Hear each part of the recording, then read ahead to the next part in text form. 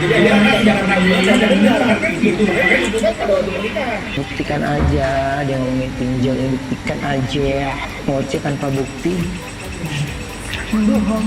Sebagai dia endorse kemudian dia dapat kasur dan karena sudah pisah pun kasurnya atau rumahnya lagi dibangun renovasi, kasurnya itu ditebak. Apakah saya tidak selingkuh? Dari keluarga sendiri, kok kayak semuanya tuh serba kayak masih di awal. Berarti mah ngapain mereka? Please lah, udah jangan mengikat hal-hal di luar jalur, jangan sampai bawa-bawa. Citizen of ya ampun, ketemu lagi. Gue udah kumpulin video-video yang akhirnya banyak yang mengcounter dari podcastnya Wenda di Bang Denny ya. Itu akhirnya jadi blunder banget, dan semua akhirnya jadi mengeluarkan statement yang negatif, termaksud statement counter balik dari Bang Minola dan juga Ruben, di mana semua omongan yang ada di podcastnya Bang Denny itu dianggap tidak sesuai fakta dan bukti. Berarti itu bisa dibilang apa?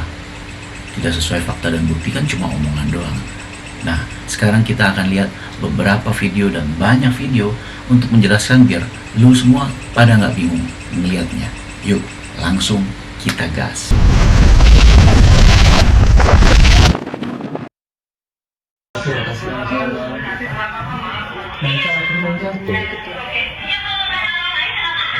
Tuh, satu rumah kau tuh, rupanya dimarah-marahin nih.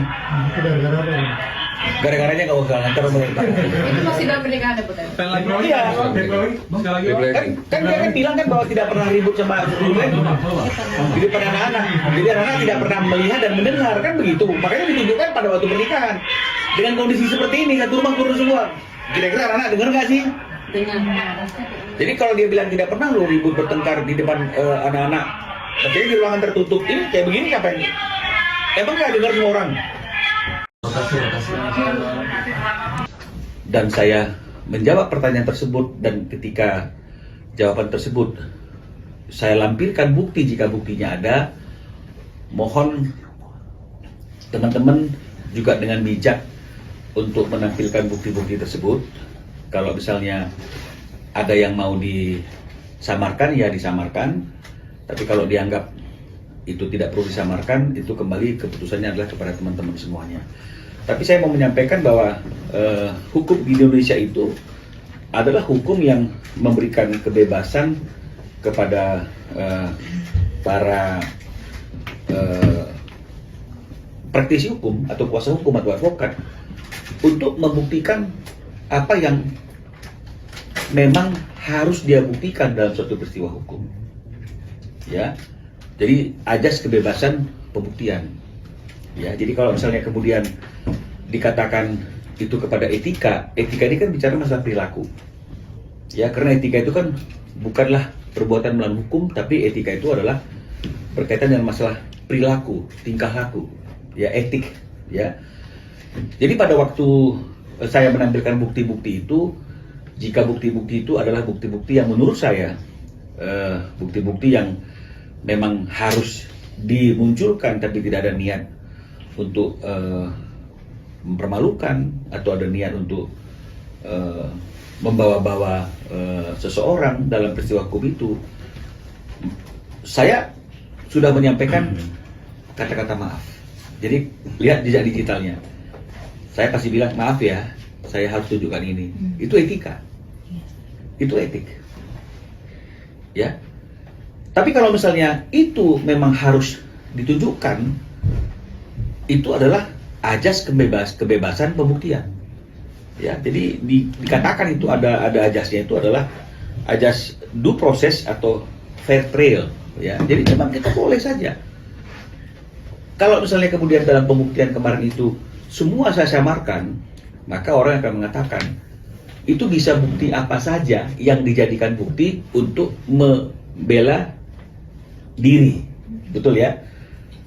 Belum tentu ada relevansinya. Nah, satu lagi hal-hal yang berkaitan dengan masalah ajas pembuktian, kebebasan pembuktian itu adalah ajas relevansi.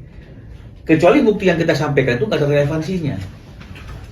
Kita ngomongin misalnya sekolah, yang saya buktikan rumah misalnya, ini kan nggak ada relevansinya.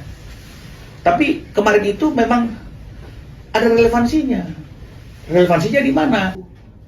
Nah, berarti yang mau kita buktikan bahwa pernyataan itu adalah sesuatu yang tidak benar kan adalah berkaitan dengan masalah rumah. Ya. Dan itu berkaitan dengan masalah biaya. Betul ya? Nah, jadi makanya kita buktikan gitu loh. Bahwa rumah itu dibeli oleh Ruben dengan lunas, kemudian diagunkan. Tentu kan akan ditanya dong, untuk apa diagunkan?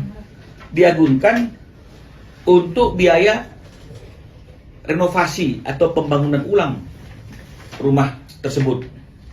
Kan ini relevansi, ya. Aku. Nah, berarti yang mau kita buktikan bahwa pernyataan itu adalah sesuatu yang tidak benar kan adalah berkaitan dengan masalah rumah. Inilah kami ingin membuktikan relevansinya bahwa uang yang dipakai oleh Ruben dari bank itu tidak dipakai untuk bisnis, tapi dipakai untuk kepentingan rumah tersebut direnovasi atau diperbaiki. Maka kami buktikan, ya. Sekali lagi saya mohon maaf kalau misalnya kemudian di situ ada nama-nama yang tertulis yang ada orang yang keberatan, tapi itulah dia pembuktian. Biar tidak ada pembuktian yang setengah-setengah, biar tidak ada pembuktian yang tidak sempurna dan tidak tuntas. Nah, ini untuk mengcounter dari statement Endah ya, bahwa dia bilang dia keluar 20 miliar. Nah, dia ngomong sama Bang Dindi dia keluar 20 miliar untuk rumah itu. Tapi buktinya mana? Katanya lagi dikumpulin sama vendor. Setahu gue itu agak jomplang ya. Karena kalau dia tahu angka 20 miliar, pasti dia udah minta informasi dari vendor-vendor. Bukannya tahu angka 20 miliar dulu, baru minta keterangan sama vendor. 20 miliar itu kan pasti kan di sebelum membangun ataupun renov pasti ada hitung-hitungannya. Kok kali ini dia udah tahu angkanya tapi tidak tahu hitungannya apa aja. Waktu dimintain Bang Demi lagi dikumpulin, berarti kan belum ada di tangan. Terus tahu angka 20 dari mana? Ngambil comot sana sini, itu nggak ada di tangan. Itu salah satu yang bikin gue bingung. Jadi kepemilikan rumah ini sih bagi gue sudah jelas ya. Dari awal, pertama kali mereka baru menikah, di acara Sarasehan bilang bahwa yang mengisi rumah itu, yang membeli rumah itu adalah Ruben. Oke, sebelum Dacin kasih edukasi kalian tentang pinjol, ya kalian tonton dulu cuplikan dari podcast Koko Densu yang ada SW yang terbaru ini. Simak dulu Ya, ya. tembus. Jadi debt collector yang datang itu debt collector mobil, debt collector pinjol dari handphone, kartu kredit bank, semuanya ngontaknya ke nomor aku. Oh, bukan rumah ya? Bukan rumah. Rumah tidak pernah kirim bukan debt collector ya? Bukan rumah mengirimkan surat lelang. Iya, berarti benar omongan dia. Soalnya kalau gue nggak salah tangkap, Bang Inola bilang kalau dari bank nggak pernah ngirim debt collector. Siapa yang pinjol? Atas nama siapa pinjolnya? Aku lihat aja gimana. Yang pasti bukan atas nama aku, Atas nama siapa? atas nama beliau. 3 mobil yang datang. Untung itu keadaan jam 10 malaman gitu. 3 mobil yang datang. Beneran itu Ruben? Nomornya sih. Oh, nomornya? Oke. Jadi, dia Ada minta... KTP-nya juga kok. Oke, karena kan itu perlu di cross check. Iya, ada KTP-nya, ada ini gitu. Karena kalau enggak kan Ya. nanti simpang siur. Oh, enggak. Yang pertama itu bukan rembes. Kalau rembes itu kalau rumah bocor, yang atau juga rumah yang Pondok Indahnya yang lagi disewa sekarang mungkin keinget kali ya si SW rembes gitu kan. Akhirnya jadi mau bilang reimburse jadi rembes karena rumahnya mungkin bocor. Yang benar tuh reimburse bukan rembes. Ada aja. Kemudian yang kedua, edukasi tentang pinjol. Perlu kalian ketahui ya. Sekarang Doci nanya, ada nggak pinjol yang bisa untuk meminjamkan dananya sampai 3 digit? Tidak ada sama sekali. Adanya pinjol itu adalah digunakan, diperuntukkan ya marketnya untuk yang menengah ke bawah. Maaf sekali lebih banyak yang di bawah. Tidak ada namanya pinjol yang mengeluarkan pinjaman dana ketika lu daftar di aplikasi apapun itu, langsung dananya gede, enggak. Lu akan dibuat namanya muter otak, lu akan dibuat namanya teka-teki sama mereka, akan benar-benar diputer-puter ya otak kalian itu dari dana yang kecil akan diberikan janji manis, suatu selamat Anda dapat pinjaman dan itu juga dananya dari dana yang kecil.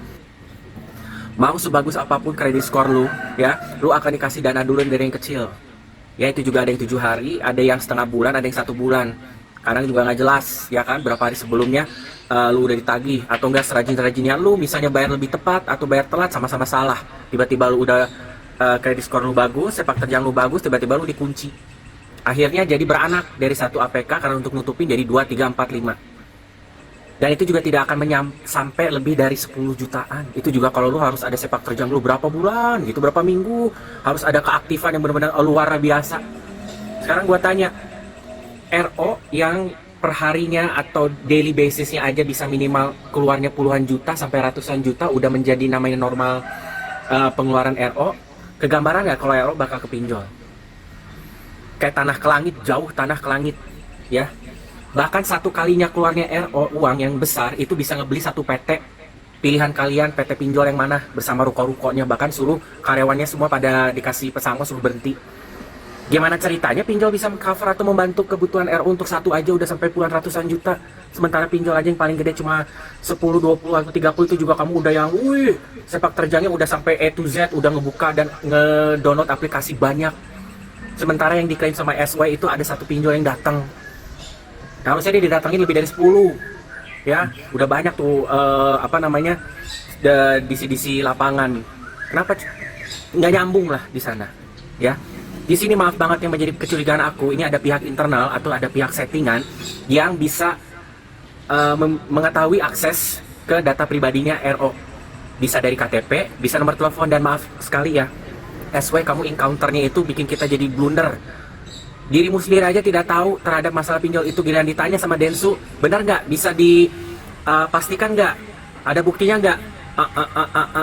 Nomor telepon, KTP ada. Densu sampai ngomong harusnya bukannya ada KTP ya, sendirinya juga blunder. Kan Dokim bilang, ya mendingan nggak usah dijabarin. Kalau memang kamu tidak tahu itu DC apa, mendingan iya ada DC. Kalau misalnya mau mention ya cukup aja misalnya mobil atau kredit card. Tapi maaf, kredit card itu juga kan udah jadi tanggung jawab kamu yang pakai ya kontribusi lah. Ya juga sekuat-kuatnya dia ngebiayain juga kan pasti ada pasang surutnya. Itu kan untuk kepentingan kamu yang pakai itu juga. Ya kamu juga harus ada ikut mempertanggungjawabkan, jangan semuanya juga ke RO. Ya, oke guys, itu merupakan penjelasan sedikit Dokcim, karena gini, gue yakin masalah tentang pinjol ini akan dijadikan senjata ya untuk yang kontra sama RO untuk menjatuhkan. Gue udah tahu. Sementara kalian sendiri edukasi pinjol aja kagak tahu, saking dibutakan ya. Jadi perlu namanya juga logika, awareness. Ya, perlu namanya Bohong, ini status onyo, bohong. Ya, jadi masalah soal DC yang datang terus itu pinjol, sudah kita pastikan bahwa semua itu tidak masuk akal dan tidak ada bukti dan fakta kecuali laporan CCTV rekaman ada yang datang. Buktinya apa? Kita juga nggak tahu. Tapi kalau menurut gua semua ini jadi mengada-ngada, ya. Karena sampai Onyo sendiri bilang bohong, Ruben juga menyindir dengan bohong, semuanya jadi mengada-ngada. Anak-anak, jadi anak-anak tidak pernah melihat dan mendengar, kan begitu. Makanya ditunjukkan pada waktu pernikahan. Dengan kondisi seperti ini, satu rumah turun semua. Kira-kira anak-anak dengar gak sih? Dengar. Jadi kalau dia bilang tidak pernah lo ribut bertengkar di depan anak-anak, tapi di ruangan tertutup ini kayak begini apa? Emang nggak dengar semua orang? Ini dikaitkan dengan itu ya Bang, perselingkuhan, katanya gara-gara ini mereka ribut besar. Ya saya nggak tahu konteksnya. Ini gue bener-bener kaget ya, gue shock banget ngelihat ternyata dari video itu kita bisa lihat aslinya.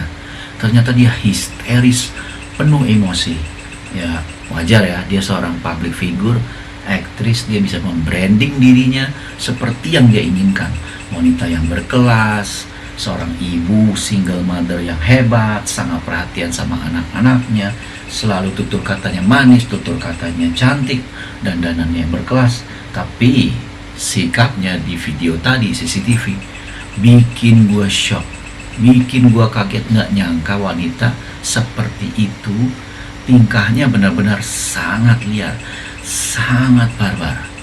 Jadi apa yang dikatakan dia di podcastnya Bang Denny, bahwa Ruben yang tidak mau cari tempat untuk berdiskusi ataupun bicara agak keras di sini dan takut membuat anak-anaknya terdengar, itu semua bohong. Berarti menurut CCTV dan bukti ini, kita bisa mengambil kesimpulan siapa yang suka teriak-teriak, siapa yang suka lepas kendali, siapa yang kalau ngomong nggak peduli ada anak atau tidak. Asuh anak ya kan, dia membahas semuanya, kalau dia tidak membatasi. Dan bahkan kalau misalkan yang kedua itu kan ketika dia mau berdiskusi sama Ruben, dialihkan sama pengacara itu Bang Gopen. Settingan yang tadi Ruben kasih mana? Iya.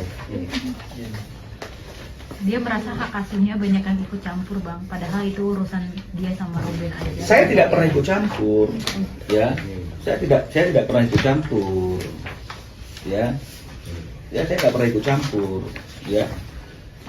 Ketika Ruben merasa bahwa di ruang tertutup pembicaraan dia, komunikasi dia dengan mantan istrinya itu tidak pernah clear, tidak pernah memberikan satu dampak yang bermanfaat bagi dia untuk bisa bertemu dengan anaknya, dan menurut Ruben sulit sekali berkomunikasi dengan kamu. Wajar nggak kalau misalnya kemudian Ruben menunjuk seorang pengacara untuk membela kepentingan hukumnya agar dia bisa mendapatkan hak untuk bertemu dengan anaknya? Di mana salahnya di sini? Baik secara etik maupun hukum, di mana salahnya? Apa ada orang yang gila, yang komunikasinya enak-enak, tapi kemudian dia suruh pengacara yang menjadi jembatan untuk komunikasi? Nggak ada. Ini pasti karena komunikasinya itu tidak berjalan dengan baik, dan Ruben merasa ini kok muter-muter terus, kan begitu artinya.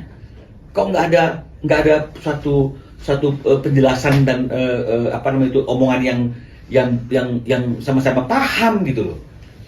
Sehingga akhirnya karena mentok terus ya Ruben tentu dong dia tunjuk kuasa hukum untuk memperjuangkan haknya dia. Di sini di mana salahnya? Baik secara etik maupun hukum. Kalau udah ada kuasa hukum, ya kuasa hukum yang bicara dong.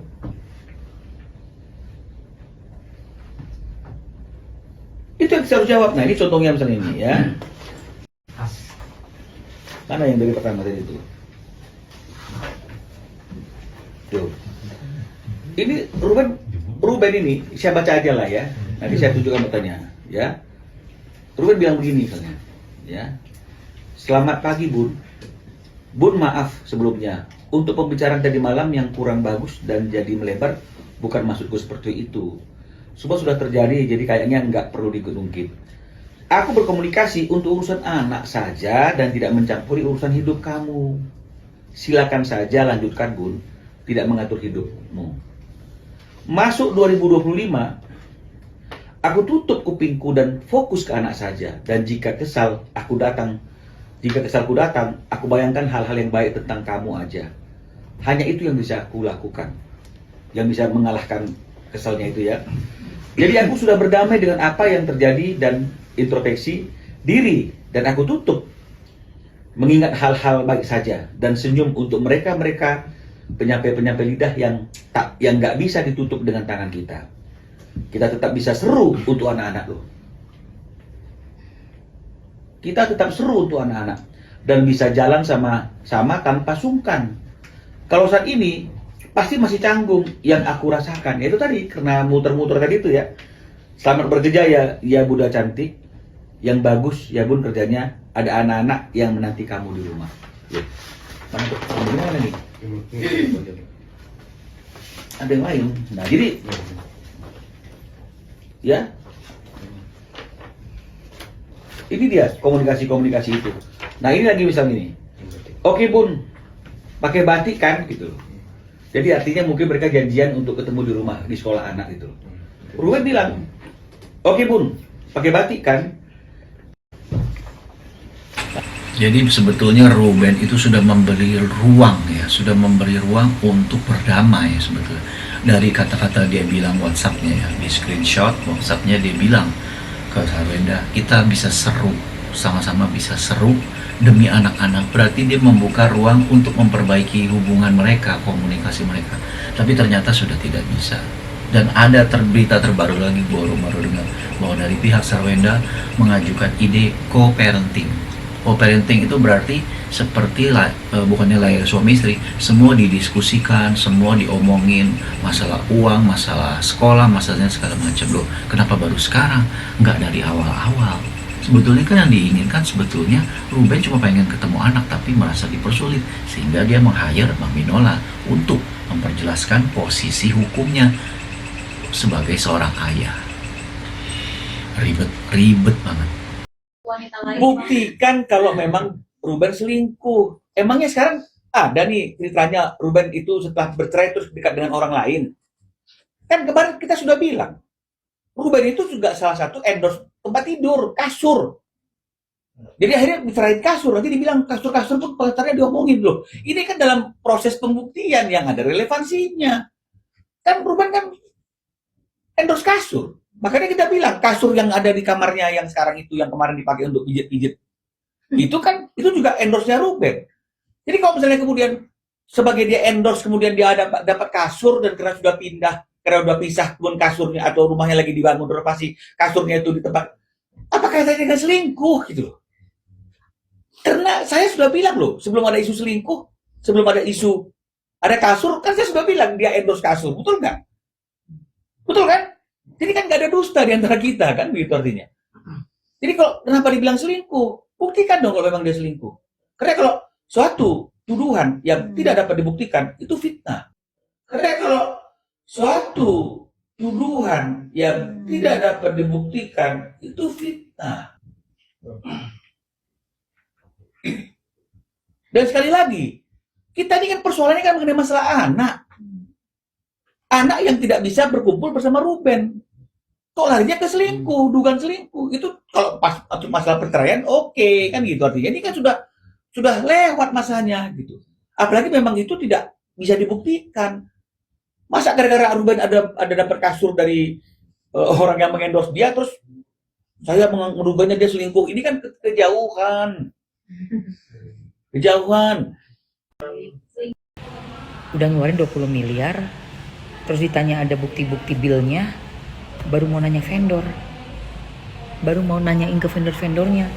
Gimana sih, bukannya di awal ya kita bikin RAB, rencana anggaran biaya, terus diskusikan spek yang kita mau ke tukangnya, ke kontraktornya, udah dapet, pesan barang, DP, pelunasan, udah langsung pegang kwitansinya. Kalau Mamski sih gitu ya, waktu ngebangun villa yang di Canggu, terus bikin apartemen ini juga udah dari berapa tahun yang 2003, 2005.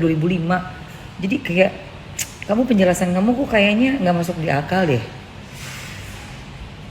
Terus itu 20 miliar masih terus ngitung tuh gimana? Emangnya nggak dimasukin ke dalam pendataan yang ini ya, apa namanya, biasanya pakai Google Drive gitu loh. Biasanya pakai kayak bikin ini aja langsung masukin daftar harganya, biayanya, kan otomatis udah terhitung di situ dengan nanti bisa dilampirkan dalam satu file PDF gitu, dilampirkan misalnya barangnya apa, itu udah ada, bisa diklik juga.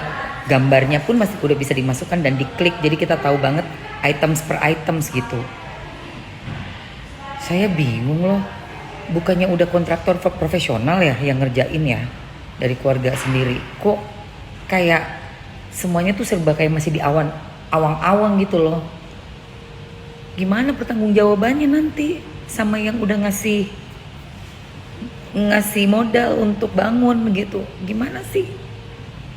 Tolong deh, kayaknya kurang rapi nih catatannya berantakan, sumpah nggak paham gue. Nah, ini yang menurut gue memang jadi blunder ya. Dari semua omongannya Sarwenda, podcast itu menimbulkan banyak reaksi. Sebetulnya bukan yang banyak reaksi sih, lebih ke banyak pertanyaan. Karena omongannya nggak sesuai dengan jawaban dan fakta-fakta video-video yang udah beredar dan kita semua udah lihat. Jadi dia seperti menyanggah sebuah kesalahan yang dia buat seolah-olah benar, tapi kita udah tahu bahwa lu yang salah. Ini menurut gua ya, gua nggak tahu kalau teman-teman. Coba tulis di kolom komentar, siapa sih sebetulnya yang bermasalah dari hal ini? Kita coba merenungkan dan membersihkan otak kita, bukan karena kita pro ini kontra ini, enggak. Kita gimana yang bersih? Karena kita cari yang kebenaran. Ini ada lagi terbaru nih. Yuk kita lihat. Bukan hanya tidak asal bicara aja, tapi jangan nge-spill sebuah permasalahan tanpa barbuk gitu. Ini lu yang dibahas tentang anak lu malah kemana-mana, jadi gue juga jadi jawab juga, akhirnya jadi ikut kemana-mana. Ya kalau nggak diluruskan akhirnya menjadi sebuah polemik lagi kan. Bukan polemik ya, ini jadi polemik lagi gitu. Makanya saya bilang gini, netizen aja udah enak kali, udah empet banget ini permasalahan ribet banget gitu. Bukan dari sayanya gitu, bukan dari sayanya, tapi saya justru membeli dari si penjualnya. Reaksi begitu. Iya, saya memberikan reaksi. Oh ini gini. Ya, saya cuma bilang gini. Ya mungkin ini salah satu saya harus dekat lagi gitu sama Allah gitu, karena ini hal yang menurut saya gini sudah. Jadi kalau nanti ada bukti ini lagi, enggak bangga. Ada case-nya kok yang menurut saya ini bisa menjadi topik lo, tapi ini tidak bisa menjadi topik lo. Makanya ketika dia bilang A I U E O A blunder nih. Ini kemana gitu. Jadi ya udah, saya cuman bisa bilang, ngerti kan 11 tahun gue menikah gimana rasanya, ya udah. Ya ini sebetulnya sebuah pernyataan dari Ruben yang gue sendiri jadi sakit hati gitu. Sebagai seorang lelaki, sebagai seorang suami, gue jadi sakit hati melihat bahwa ternyata begitu banyak yang sudah ditutup-tutupin. Dan sebetulnya bisa aja dibuka sama Ruben. Kalau dia mau ngambil gampang, truk dia langsung menang. Tapi dia menjaga juga. Karena kalau dia buka, akhirnya jadi seperti ini. Video histerisnya Sarwenda. Nanti akan dibuka juga nih soal apakah DC itu benar atau tidak. Soal pinjol, kebohongan. Ingat ya tadi kata Bang Minola. Semua tuduhan, semua informasi tanpa bukti dan fakta bisa jadi fitnah. Nah ini bisa menjadi senjata makan tuan. Jadi dari semua omongannya Endah di podcastnya Bang Denny, itu bisa menjadi barang bukti yang sangat kuat kalau Endah tidak bisa membuktikan senjata makan tuan, bumerang yang berbalik mengenai dirinya sendiri. Maka itu mungkin muncul ide co-parenting, karena dia sendiri mungkin tahu dia pasti akan kalah. Gimana caranya supaya dia tetap bisa bersama anak-anak? Sebetulnya nggak perlu serumit itu. Kalau misalnya Endah ini tetap bisa berkomunikasi baik, Ruben dikasih waktu, ya layaknya seperti yang Ruben bilang aja, kita bisa menjadi seru. Kalau bisa menjadi seru, semua ini nggak akan terjadi. Sangat disayangkan ya, hanya karena ego menurut gua. Karena ego sendiri, dia ingin merasa di atas, dia merasa benar, dia merasa lebih hebat, dia merasa uangnya lebih banyak, dia merasa karir lebih bagus, dia merasa dengan kata-kata cong itu. Sangat disayangkan. Sebetulnya miris gue bikin video ini. Tapi ya, ini harus diberitakan karena ini kebenaran. Sekian dulu, nanti gue akan bikin video lagi. Bye-bye.